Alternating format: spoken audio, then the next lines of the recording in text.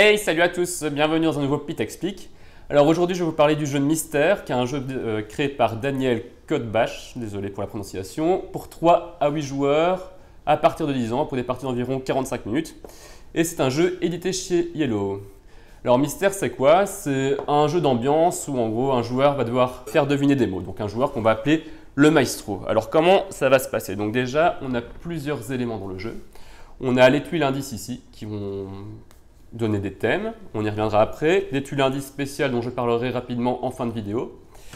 Nous avons les cartes indices clés et les cartes mystères qui sont nécessaires pour le maestro, donc le joueur qui va faire deviner les mots. Et nous avons le carnet pour écrire les scores. Alors à noter, donc, ça se joue de 3 à 8 joueurs, à part pour les parties à 3 ou 4 joueurs où ça va un petit peu varier. Mais disons qu'il y a un nombre de tours égal au nombre de joueurs, c'est-à-dire qu'à chaque fois, chaque joueur sera une fois le maestro. Donc à noter juste que pour les parties à 4 joueurs, il y aura 8 tours, donc chaque joueur sera 2 fois maestro. À 3 joueurs, 9 tours, donc chaque joueur est 3 fois maestro. Et à 2 joueurs, ça se déroule en dimanche, donc chaque joueur est 5 fois maestro. Et on verra que c'est un petit peu différent pour 2 joueurs, on en parlera aussi en fin de partie. Alors comment va se dérouler la partie? Donc première chose que l'on va faire, c'est les tuiles indices ici. Je vais les mettre dans le petit sac ici et je vais en tirer 9 au hasard, que je vais disposer en carré au centre de la table. Donc, on dispose au hasard 9 tuiles sur la table, donc disposées en carré, mais on choisit les thèmes au hasard. Et donc ensuite le maestro, donc celui qui va faire deviner les mots aux autres joueurs. Donc il va mélanger ici les cartes clés et il va prendre la première. Alors, observons ce qui est sur cette carte. Donc vous voyez qu'il y a une flèche, il faut que la flèche soit toujours dirigée vers le haut. Donc vous voyez que sont représentés sur la carte en fait le schéma des 9 tuiles disposées en carré devant vous. Il y en a une qui est en vert, c'est le thème du mot que vous allez faire deviner. Donc en gros ici, vous allez devoir faire deviner le thème de cette tuile-ci, c'est-à-dire vous devrez faire deviner un objet. Alors ensuite, donc évidemment ça les autres joueurs ne le savent pas, donc vous gardez cette carte-ci cachée. Ensuite vous prenez la première carte mystère du paquet. Et vous allez chercher, donc vous voyez sur la carte mystère, il y a tout un tas de mots listés par catégorie. Et donc vous allez chercher le mot qui correspond à la catégorie que vous avez sélectionnée. Donc il y a le dessin et la couleur qui sont là pour indiquer quel mot vous devez choisir. Et donc ici, le mot que vous devriez faire deviner, c'est le mot téléphone. Comment vous allez faire deviner ce mot? Le mot, vous allez le faire deviner sous la forme d'un portrait chinois. Donc il y a un joueur qui va sélectionner un thème, j'explique après comment il va sélectionner le thème. Donc par exemple, il va demander un verbe et donc vous allez dire je ne suis pas un verbe, mais si j'étais un verbe, je serais. Donc par exemple, ici, vous voulez faire deviner le mot téléphone, vous pourrez dire je serais appelé. Donc là, les joueurs auront la possibilité d'essayer de deviner le mot. S'ils ne trouvent pas, on passe au joueur suivant qui va à nouveau sélectionner un autre thème et à nouveau, vous allez devoir dire si j'étais, donc si le thème c'est personnage commun, vous direz si j'étais un personnage commun, je serais ceci, etc. Alors comment ça va se passer exactement? Donc le joueur à votre gauche, il devient le premier joueur actif. Et en fait, il va sélectionner un des 9 thèmes présents sur la table. Donc par exemple, un des thèmes qu'il pourrait sélectionner, c'est le thème que j'ai déjà mentionné, c'est le verbe, donc qui est bien présent sur la table. Alors, il y a 2 possibilités quand on sélectionne un thème. Soit c'est le thème auquel appartient le mot que vous devez faire deviner, soit c'est un des autres thèmes. En l'occurrence, ici, c'est un des autres thèmes. Donc ce qui se passe, c'est que vous allez retourner immédiatement la tuile pour indiquer qu'on a déjà utilisé ce thème-ci. Et donc vous répondez, donc la personne va vous demander est-ce que c'est un verbe? Vous répondez non, c'est pas un verbe, mais si c'était un verbe, ce serait, donc par exemple, le mot appeler. Voilà, vous avez donné un premier indice. Et donc après que vous ayez donné un premier indice, les autres joueurs peuvent déjà tenter de donner une réponse. Alors, il y a 2 cas possibles. Soit personne ne veut tenter de donner une réponse. Dans ce cas-ci, le joueur actif, donc le joueur qui avait sélectionné le thème, a le droit de tenter une proposition gratuitement. S'il trouve le mot, donc le mot téléphone, ça met immédiatement fin à la manche et on passe à une manche suivante. S'il ne trouve pas le mot, on passe au joueur suivant. Donc c'est le joueur suivant qui devient le joueur actif et qui va devoir sélectionner un autre thème. Deuxième possibilité, il y a plusieurs joueurs qui veulent proposer une solution. Dans ce cas, le joueur actif, il a toujours le droit de tenter une solution en premier. Mais là, cette fois, s'il se trompe, il est éliminé de la manche. Donc il ne pourra plus faire de proposition pour cette manche-ci. S'il trouve la bonne réponse, ça met fin immédiatement à la manche, mais donc il peut choisir aussi de ne pas faire de proposition. Et dans ce cas-là, c'est les autres joueurs qui vont faire leur proposition dans l'ordre dans lequel ils se sont manifestés. Donc au moment où un joueur veut faire une proposition, il dit immédiatement « moi j'ai une proposition ». On attend jusqu'à ce que tout le monde se soit signalé.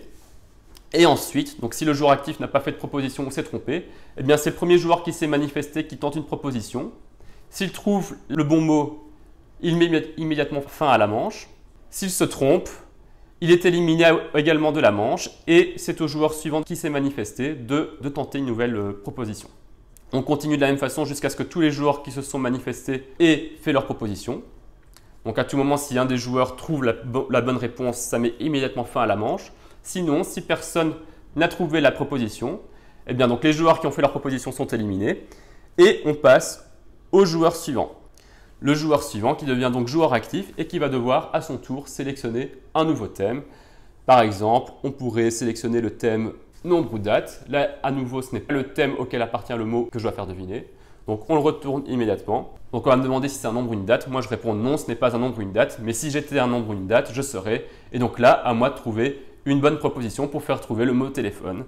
Et à nouveau, donc, une fois que j'ai donné mon indice, les joueurs ont à nouveau le droit de faire des propositions. Si personne ne se manifeste, le joueur actif a le droit à une proposition gratuite sans se faire éliminer. Sinon, eh bien rebelote, comme au tour précédent. Maintenant, si à un moment, un joueur sélectionne le thème objet qui correspond donc au thème auquel appartient le mot que je vais faire deviner. Ce thème-ci, on ne le retourne pas et il est mis de côté. Et donc moi, je dis, ben oui, c'est un objet. Donc cette fois, je ne donne pas d'indice évidemment, mais les joueurs ont quand même le droit de faire une proposition comme lors des tours précédents. Donc ça, je l'ai mis de côté.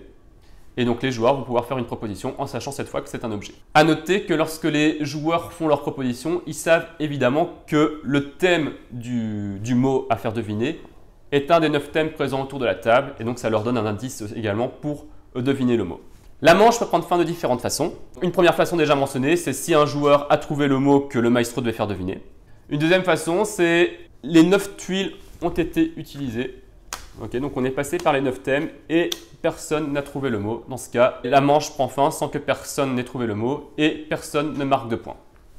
Maintenant, si la manche prend fin alors qu'un joueur a trouvé le mot, on va compter le nombre de thèmes que le maestro a dû utiliser pour faire trouver le mot. Donc le nombre de thèmes utilisés, ça correspond en fait au nombre de faces retournées. D'accord ? Ce sont les thèmes qui ont été choisis précédemment par des joueurs actifs. Eh bien, le nombre de points marqués va correspondre en fait au nombre de thèmes utilisés, c'est-à-dire au nombre de tuiles retournées. Et donc, qui marque des points? Le joueur qui a trouvé le mot et le maestro. Donc, à ce tour-ci, si le mot a été trouvé alors que ces 4 thèmes ont été retournés, le joueur actif et le maestro vont tous les deux marquer 4 points. On ne compte pas le mot objet, enfin le thème objet dans les points, c'est-à-dire qu'on ne marque pas 5 points. On compte uniquement le nombre d'indices qui ont été donnés. Lorsqu'un joueur a sélectionné le thème objet, là, il n'y a pas eu d'indice donné. Et donc, ces points, on va pouvoir les noter dans le carnet. Donc, le joueur qui a trouvé le mot et le maestro gagnent tous les deux 4 points. Et on passe ensuite au tour suivant, c'est-à-dire que le joueur à la gauche du maestro devient à son tour maestro. Alors, on va retirer tous les thèmes de la table. On va en sélectionner 9 nouveaux, donc on va les remettre dans le sac. On va les remettre dans le petit sac. On va sélectionner à nouveau 9 thèmes au hasard, les redisposer en carré. Et donc, le nouveau maestro va mélanger les cartes clés, en sélectionner une nouvelle, observer le thème correspondant au mot qu'il va devoir faire deviner. Et ensuite, on va prendre la carte suivante parmi les cartes mystères et sélectionner le mot correspondant au thème à faire deviner. Et donc, à nouveau, une nouvelle manche se déroule avec ce nouveau maestro, avec les mêmes règles. À la fin de la manche, s'il y a des points à prendre, on note les points sur le carnet score. Et on continue ainsi de suite jusqu'à ce que toutes les manches de la partie aient été jouées. Et donc, à la fin, c'est celui qui a le plus haut score qui gagne la partie. Donc, au plus on a de points, au plus c'est intéressant. Mais donc, pour le maestro, il est préférable que le mot soit découvert le plus tardivement possible. Car si le thème est découvert juste après un indice, ben le maestro, il gagne qu'un seul point, donc ce qui ne l'arrange pas. Donc, le but, donc il faut donner de bons indices pour mettre sur la voie du mot à faire deviner.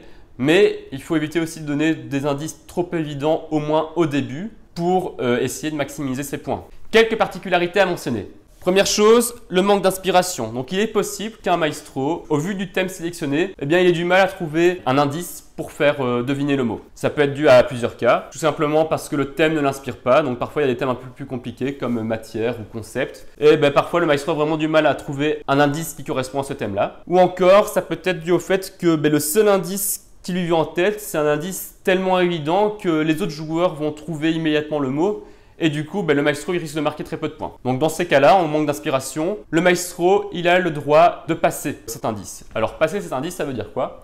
Donc mettons que par exemple, le thème avec lequel il manque d'inspiration, c'est le thème verbe. Ce qu'il va faire, en fait, il écarte la tuile.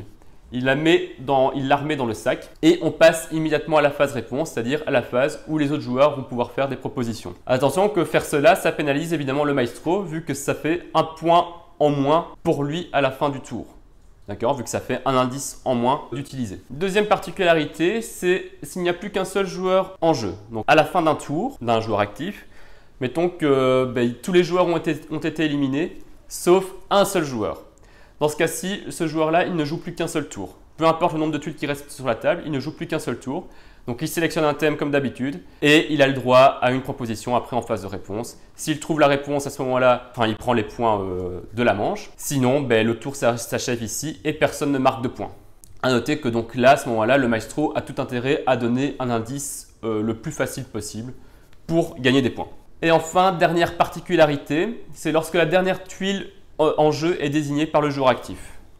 Dans ce cas-là, on désigne automatiquement que tous les joueurs disent « j'ai trouvé », c'est-à-dire vont faire une proposition et qu'ils le font dans l'ordre des aiguilles d'une montre. Donc c'est-à-dire on va commencer par le joueur actif qui va faire une proposition. S'il trouve, il gagne les points. Sinon, on passe au joueur suivant dans le sens des aiguilles d'une montre qui à son tour peut faire une proposition et ainsi de suite. Il me reste à vous parler du mode à 2 joueurs et des tuiles indices spéciales. Alors commençons par le mode pour 2 joueurs. À 2 joueurs, c'est un jeu qui devient coopératif, où le but cette fois c'est de faire deviner les mots le plus rapidement possible, donc en utilisant le moins de thèmes possible. Alors mettons qu'ici le thème à faire deviner c'était film ou TV et qu'il a été désigné à un certain moment de la partie par le joueur qui n'est pas maestro. Et bien cette fois le nombre de points que l'on va marquer c'est le nombre de tuiles qui n'ont pas été retournées, sans compter évidemment la tuile du thème qui correspond au mot à faire deviner. Et donc là en l'occurrence les 2 joueurs gagneraient 4 points. Après chaque joueur est maestro à tour de rôle. Et la partie se déroule en dimanche et donc le but du jeu c'est de maximiser le plus possible ses points. Et pour finir, les tuiles indices spéciales. Donc les tuiles indices spéciales, elles peuvent être utilisées comme variante du jeu. Donc elles s'utilisent comme n'importe quel autre thème. Donc c'est-à-dire on va mélanger les 6 tuiles variantes dans le sac avec tous les thèmes. On va sélectionner au total 9 tuiles au hasard. Et donc parmi ces tuiles, il y aura donc des thèmes et des tuiles indices spéciales. Et donc elles apportent de la variété dans le jeu. On va un peu les passer en revue. Donc vous avez la tuile oui-non. Si un joueur désigne la tuile oui-non, vous avez le droit à une question directe. Donc, c'est-à-dire au lieu de sélectionner un thème, vous allez poser une question à laquelle le maestro va devoir répondre par oui ou non. Donc, une question par rapport au mot qu'il doit faire deviner, évidemment. La tuile première lettre, tout simplement, quand un joueur sélectionne la tuile première lettre, le maestro va donner la première lettre du mot. La tuile vérification, quand vous la sélectionnez, elle vous permet de désigner un thème qui a déjà été utilisé. Donc, par exemple, dans ces cas de figure, si vous choisissez la tuile vérification, vous pourriez par exemple réutiliser la tuile livre qui est ici présente et donc le maestro va pouvoir donner un nouvel indice qui correspond donc à un livre en rapport avec le mot qu'il doit faire deviner. Vous pouvez aussi bien utiliser la tuile vérification sur les différents thèmes que sur les tuiles indices spéciales. Mais alors évidemment, par exemple, on l'a déjà fait, c'est inutile d'utiliser la vérification sur première lettre, car là, le maestro ne peut pas donner un nouvel indice, la première lettre n'aura pas changé. Ensuite, vous avez la tuile nombre de mots. Si vous désignez cette tuile-ci, le maestro va vous indiquer le nombre de mots qu'il y a dans l'expression qu'il doit vous faire deviner. Donc par exemple, vous devez faire deviner camarade de classe, et bien le maestro va vous dire qu'il y a 3 mots dans l'expression qu'il doit vous faire deviner. La tuile adjective, donc si vous la sélectionnez, le maestro va devoir qualifier le mot mystère par un adjectif. Donc par exemple, il va dire que le mot mystère est merveilleux. La tuile double proposition, si vous la sélectionnez, ça vous permet de donner immédiatement 2 propositions gratuitement. Et voilà, donc ça résume les 6 tuiles indices spéciales qui sont en jeu. Donc vous pouvez utiliser comme les tuiles indices normales. Voilà, ceci termine les règles du jeu mystère. Alors si le jeu vous plaît, vous avez le lien dans la description pour acheter ce jeu. Alors si vous avez aimé la vidéo, likez-la, laissez-nous un petit commentaire, ça fait toujours plaisir. Abonnez-vous à la chaîne et puis on se dit à bientôt dans une nouvelle vidéo. Salut à tous!